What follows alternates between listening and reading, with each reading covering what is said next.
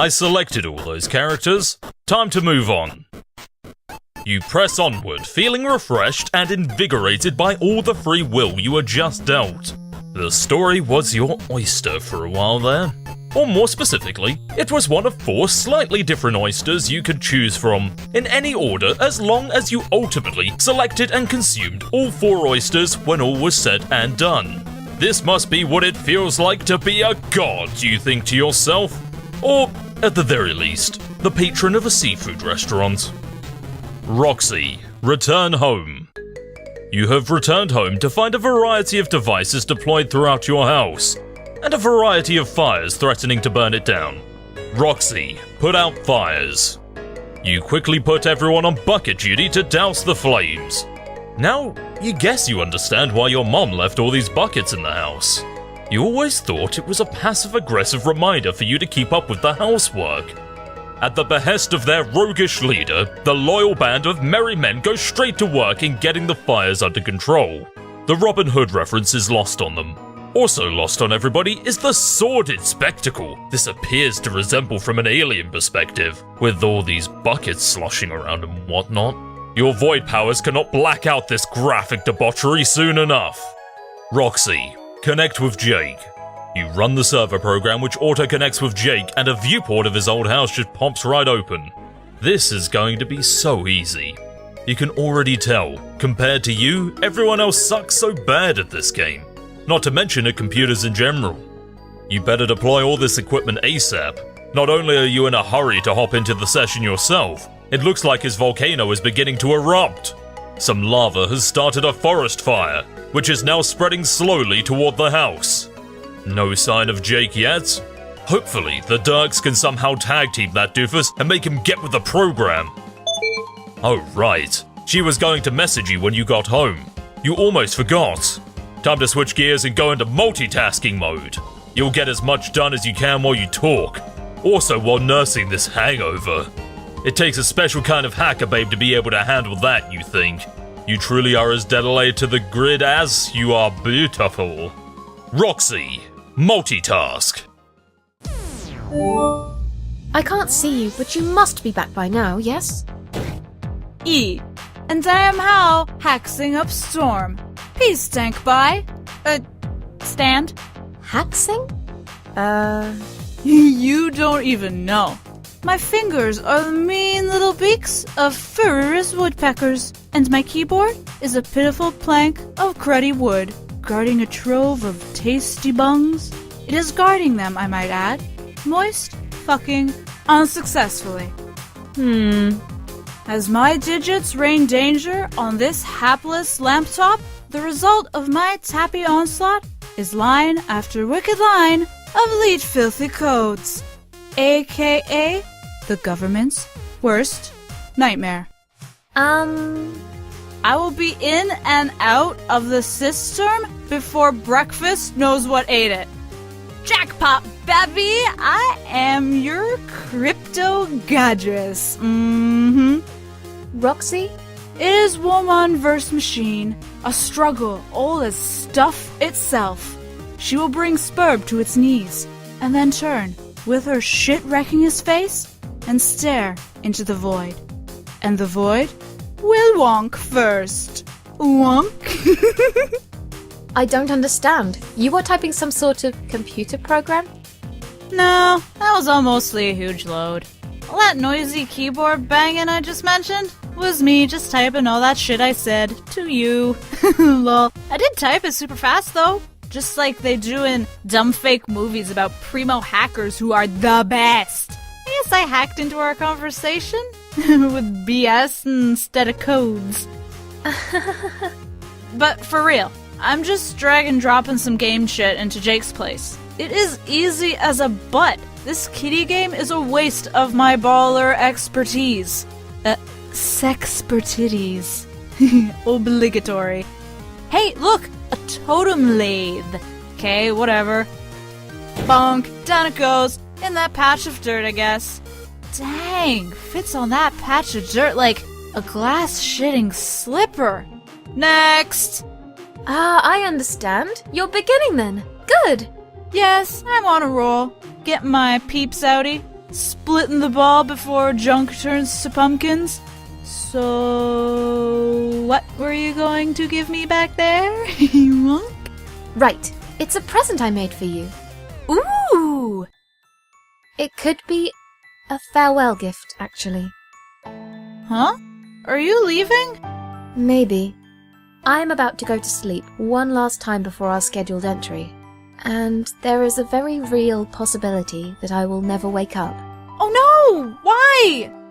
It is complicated. There is much to say about it which I have never told you due to my adherence to the rules, some of which I am about to break now in order to give myself a fighting chance. But before I go down that serpentine path with you, here, one last bit of artwork from an admirer. Something to remember me by, should we never speak again.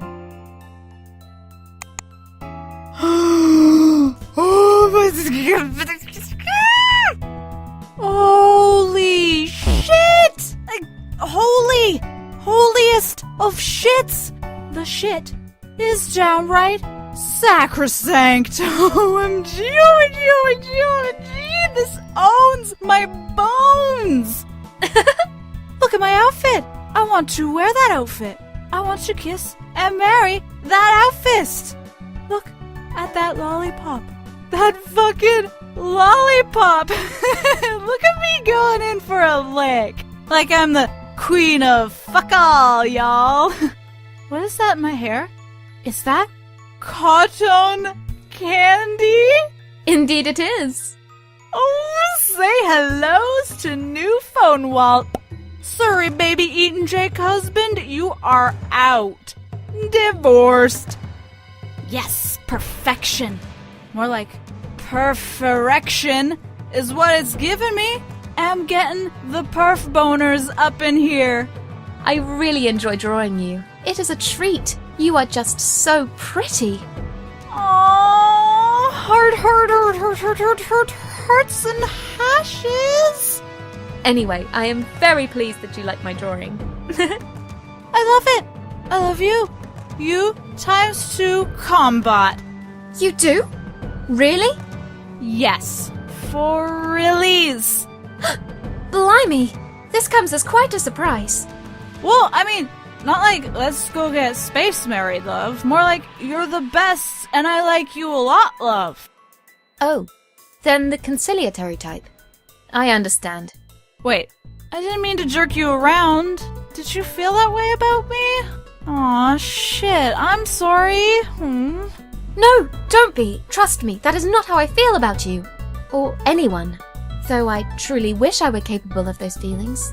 Perhaps the fact that I am not is why the topic fascinates me so. And why I have been prone to indulge in such fanciful visualizations of your people's lovely bright red relationships. They must be nice. Oh, well, it's not like I would know either way. But that's cool, I didn't know that about you. I don't know anything about you, but I wish I did. Can't you at least tell me your name before you, maybe go ways forever? Yes, as a matter of fact. That is actually the reason I am contacting you. It is one rule I have decided to break. Oh fuck! What is it? My name is Calliope. I like it. It feels so strange to type that. But also good, actually. Well, thank you for finally confiding in me, Calliope. Sorry. You're welcome. It is good to get it off my chest. But I am primarily telling you this as a last resort, in hopes of saving myself. You see, this rule between me and my brother is a kind of truce. We have both agreed not to say our names to anyone so that things will not get out of hand. And so it became one of the rules. If anyone were to say his name to me, I would immediately fall asleep and he would wake up. So you will understand if I refrain from telling you his as well. So, he's sleeping now? Yes, fortunately for both of us. Now, chronologically speaking, I have never contacted you after this moment, so if I never wake up from my next nap, you will never hear from me again. If you do not hear from me later, I would very much appreciate it if you could message my brother and say my name. It may be the only chance I have to wake up again. Fuck. This is highly terrible and scary stuff you're saying, but yes, I'll do that. Splendid! Mwah! Kisses! Shit, now I wish we had more time to talk. Quick, what other rules were you going to break? Spill it, Kelly! I want to. It is overwhelming trying to be cavalier about rules I have respected all my life. I'm not sure where to begin. Well, what I wonder is, you said you couldn't have romantic feelings or red relations, as you said in your trolley way. Oh, I can have romantic feelings, just not the flushed kind, which humans describe as romantic love. Okay, but I didn't think that was alien to you. Not the way you made it sound. Like, don't trolls have the 4 kinds and one kind is just straight up love feelings? Yes, that's right. But... oh, bugger. This is so embarrassing to have to admit. I am sorry for saying things which may have reasonably led you to believe this. Probably way too many things. But I am not actually a troll. Oh, really? I have never actually claimed to be, but I'm sure I have implied it. Probably due to wishful thinking. I have spent so much time wishing I could be one. Trolls are a remarkable and fascinating race. Humans are too, please don't get me wrong. But I am out and out smitten with trolls and their history and ways. They have such amazing, colourful social dynamics that sound like so much fun to be a part of, and they are so beautiful. I wish I could be that pretty. Unfortunately, I am not very attractive at all. Sad to say, no one would kiss the corpse I will leave behind.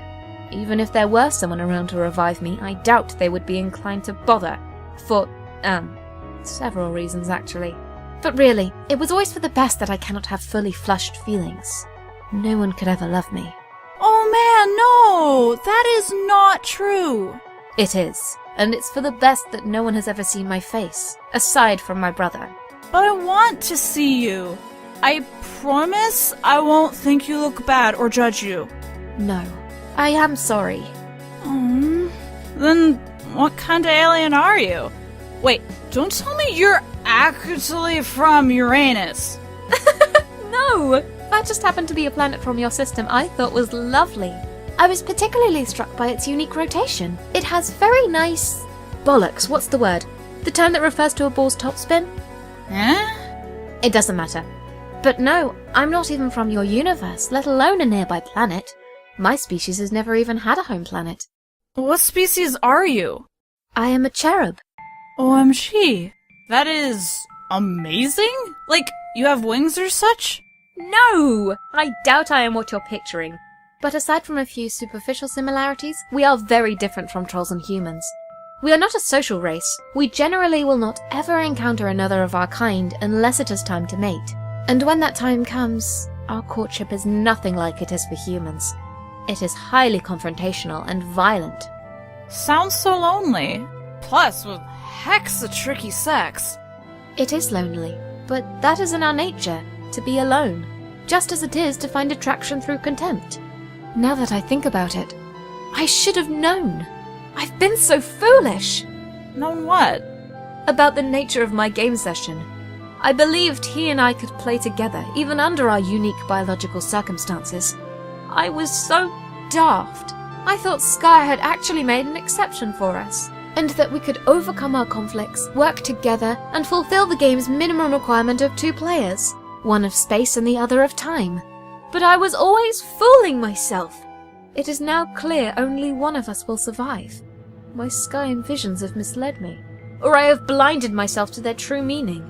This was always meant to be a session of 1, and I am finally starting to understand the reality of that could have consequences more horrifying than we could begin to imagine.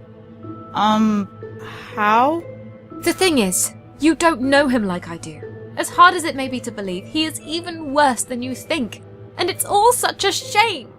Not just because of that. It is a shame that I won't be able to play. I guess for selfish reasons. I was so looking forward to it. I really thought I was going to be someone special.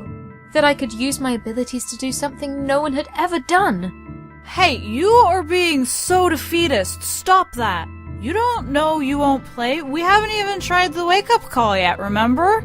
Yes, you're right. Much like Skaia, I've succumbed to a gloomy outlook lately, due to recent setbacks.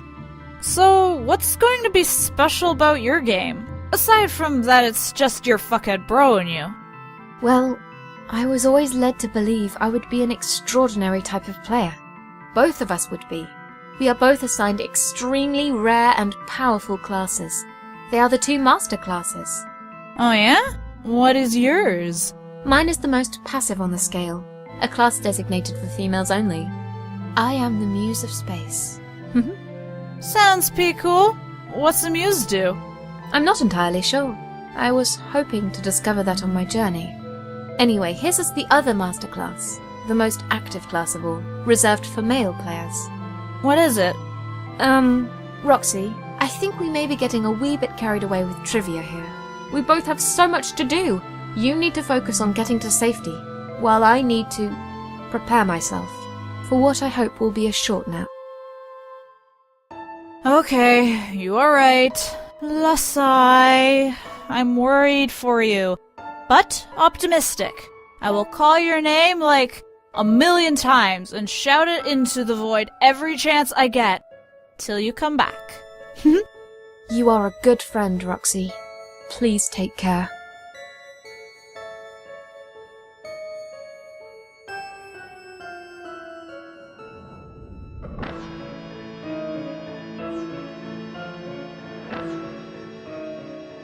You are now Calliope. Calliope, dehorn. You remove the last accessory to your prized cosplay ensemble and put it neatly with the rest of the stuff. The place is messy enough already without tossing horns around carelessly. You have many fond memories of solo cosplay in your room. It's a lot of fun and alarmingly comfortable to just lounge around your room in character. You really hope you'll get the chance to put it on again after your nap. Well, maybe not the face paint. You don't wear that so much anymore. He gets especially furious when you do. Examine artwork. These are just a few of many drawings you have done over the years, celebrating your absolute all-time favorite characters. You mean friends. You often like to draw your troll Sona too, Calliope. Yes, you suppose that's a stretch, fitting your name into the 6 letter format like that. That's okay though. The Limebloods reportedly had some unusual names, and they sure weren't very popular. You like to believe you'd have fit right in. You've written endlessly about her, and nearly filled a hard drive with related artwork. You have wished for nothing more in your life than to be her. Alas, you are resigned to living out the rest of your days as a little green skull monster. It really sucks. To the left is a drawing of nothing in particular. Nothing you understand, at least. This is a symbol which has haunted your visions for as long as you can remember. Examine Mess. He's always been a pain to live with, but now that he seems to be on the verge of victory, he is completely out of control. During one of your recent naps, he apparently threw a full-blown tantrum and dumped a whole bunch of meat and candy on your side of the room. He also broke your lovely chessboard in half and scattered the pieces about, most of which are now missing. Talk about a shitty roommate. Tidy up a little. You stow the delicious mess in your Silodex. You might be inclined to snack on it now, but due to the nature of your juju modus, you cannot access it. Once you capture log something, only your brother can use it, and vice versa. You always make sure never to capture log anything that is particularly important to you. You think sometimes he chucks stuff over to your side of the room just to bait you into capture logging it for him and getting it into his inventory. You kind of don't think he was engaging in such machinations this time, though. It looks like he was just being a petulant brat. Examine box. It is a box of special stardust. Cherubs love this stuff. They eat it like breakfast cereal every day. It doesn't even have any magical properties, though. It's really just some useless sparkly powder they like to eat. It's basically inedible to any other kind of creature. However, it is potentially quite useful for various arts and crafts. See what you've got capture logged. Given the frustrating nature of your modus, your Silodex tends to serve as more of a mutual garbage dump than an inventory. You're almost afraid to look at what he's left for you in here. It seems he has left a series of unpleasant notes to taunt you. Recently, he's taken an interest in learning to draw, which you think is an extremely generous way of putting it. He has always shown such contempt for art in general. Maybe he's finally trying to expand his horizons? Or maybe he's just looking for yet another way to stick it to you. Check out Green Tome. Making absolutely sure not to capture log it, you remove your tablet, which you use to pen all the striking visuals related to your favored epic. The ancient tome there is your chief source of information about said epic. It was written by a legendary Seer of Light many ages ago. While there are some mysterious holes in the account, dark spots if you will, it nevertheless remains an indispensable resource. Open it up.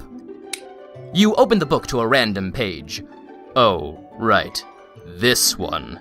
This page has always baffled you. You have stared at it long and hard, trying to decipher some sort of hidden meaning behind what appears to be pure chaos. You are sure such meaning is there. It is always there when it comes to this tale. Wait a minute. Something has just occurred to you. This drawing style is highly reminiscent of your brother's, which until recently you had never seen before. It is almost uncanny. His inscrutable squiggles, his penchant for arbitrary, completely baffling straight lines and right angles, almost as if trying unsuccessfully to begin constructing a grid. And those odd shapes there. Could they be his depiction of bones? He sure is obsessed with death. No, you think this can't possibly be a coincidence. The comparison is too perfect for it to mean absolutely nothing. Did he arrive when this was being written? Or was he already there somehow? He is supposedly an exceptionally advanced hero of time, after all. Could it be that your horrible, stupid brother of all people has been inextricably involved in your beloved epic all along? For the first time ever, you have just uncovered compelling evidence that this might be true. This is what you have always enjoyed doing, agonizing over every detail of this epic, trying to craft theories to explain its mysteries. You think you are pretty good at it too. But now that you think about it, maybe your theory is just too far-fetched. Actually, it is completely preposterous, and you don't even know what you were thinking there.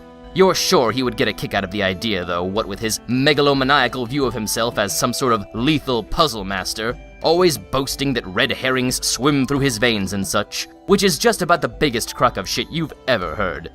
Flip to another page. Yeah, see here? These are the dark spots you were referring to. Little tidbits here and there have been redacted by some fool with no respect for history. Looks like he used some kind of peculiar indigo ink. Frustratingly enough, most of the redactions target any piece of information about the indestructible demon who was either directly or indirectly behind every terrible event in the story. Everything about him, like where he came from, information about his manipulative right-hand man, his agenda, his abilities, his name, all of it has been voided out. Most of the other blotouts seem to target one member of the post-scratch troll group. Some guy who drinks a lot of soda? These omissions strike you as much less consequential, frivolous even. Whoever that guy was, he sounds like he was easily the least important character in the entire story. Examine Black Tome. It's some sort of programming book. You don't care much for programming, but you've adapted it as a fan-fiction journal. You've filled it up completely with your most colorful headcanons and romfics. You've also posted in some of your artwork, turning a rather dreary manual on some morbid, tilled-heavy language into a lively scrapbook. Many of the stories involve Callie, and all of them involve heavy themes of romance, particularly the other three quadrants which are completely alien to you, and therefore especially titillating. Open it. No, you'd rather not. Down that road lies only endless embarrassments. The things you made sweet, innocent Callie do! If you had a bed, you would scoot the whole dang thing underneath where no one could see. And also, if that hypothetical bed wasn't in neutral territory, you don't even want to imagine what he'd do if he got his hands on it. Retrieve wand. The white wand is your weapon of choice half the time. Magic is very handy. Some believe magic to be fake, but you know better than that. Of course, if anyone tried using this wand right now, it sure would seem like magic wasn't real. Can't very well use magic when your wand is out of bullets. Load wand. You load your white magnum. You wouldn't trade your dueling weapon for any other. It is lightweight, elegant, and precise, like a conductor's baton with stopping power. Your brother's favorite weapon is a little more heavy-handed. To each his own, you guess. Examine chest. This is your juju chest. You keep your juju inside it, surprisingly enough. Let's have a look inside. You gaze upon your dear, sweet, precious, sweet juju. It is the most beautiful thing you have ever seen in your life. How your brother would love to get his grubby claws on it, and how you would love to get yours on his for that matter. Suddenly, it becomes painfully clear that we aren't going to get a look at this thing, at least not for a while. How typical. Why don't we stop wasting everyone's time, shut the lid on this lousy MacGuffin, and get on with it? Holster Magnum. You neatly put the weapon where it belongs. No need to wear it since you'll be preparing for your nap soon. You kind of wish straightening up your room didn't feel so much like getting your affairs in order. Examine other chain. This is the chain you shackle to your other leg when you are about to go to sleep. You are the only one who is able to unlock it. Both chains are totally unbreakable, and their anchors are immovable from the wall due to a mysterious juju enchantment. All juju enchantments are equally mysterious. Each is more equally mysterious than the last. Sleeping with shackled legs doesn't make for very comfy slumber. Still, it's advisable to stay in the habit unless you want all your belongings to get messed with. Check out bed. Like you said, you don't have a bed. You have a sarcophagus. Remove cover. Every time you wake up, you are always sure to put the lid back on neatly. Considering you virtually always find it exactly where you left it, you doubt your brother is anywhere near as diligent about making the bed. Wait, you mean sarcophagus. But the fact that he's a slob was never exactly breaking news to anyone. Neither is the fact that you both share a body. I mean, come on. Examine ladder. It leads outside. Being tethered to the wall, you can't venture too far beyond the exit though. But you might as well go for a bit of fresh air before you sleep. One more 6-foot radius stroll in the sun. It could be your last chance. Exit. You step into the sunlight. Sunlight on this planet is sort of hard to avoid. It comes in great supply from your planet's star, a massive red supergiant. Your world is so old, its star is reaching the end of its life cycle. It may collapse any day now. Look around one last time. Whatever way it is you finally depart this world, you're going to miss the place.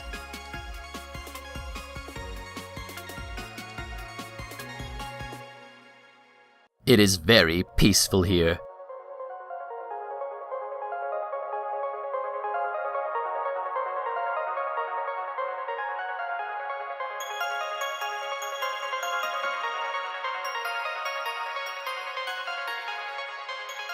Though, to be honest, you could do without some of the tacky scenery.